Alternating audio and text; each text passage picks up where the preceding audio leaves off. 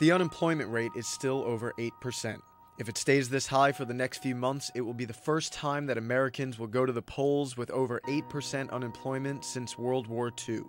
And the real scary part is, even the 8% number may be artificially low. If the labor force was the same size relative to the population as it was when Obama took office, guess where we would stand? 10.9%. The millions of people that have dropped out of the labor force over the last 4 years are not counted in the unemployment rate.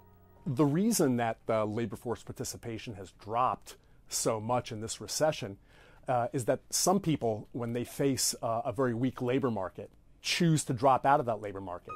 If they were to be counted, the employment picture would look far more grim. This trend is essentially seen across the board. But one group that stands out is our youth, 16 to 24-year-olds who are trying to find jobs. You don't know what every week is going to be like or every month. If the labor force participation rate today was the same as in January 2009, we would have almost 20% youth unemployment in America. There's desperation.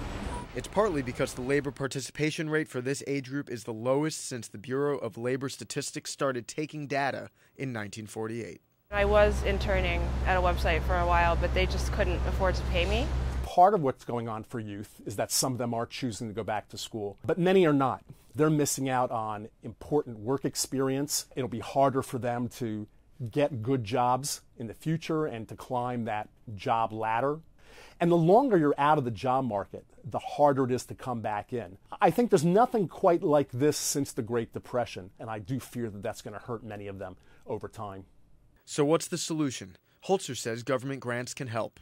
I favor combining different kinds of job training and education, skill-building activities with work experience. The federal government, the state government could help employers generate more apprenticeships, paid internships, where people would gain some meaningful skill while they're gaining meaningful work experience. And then again, sometimes you need to take a job you might not want. You need to find just any job to find money. Last year I wasn't sustaining myself, this year I am. And it's all just through work. Jordan Malter, CNN Money, New York.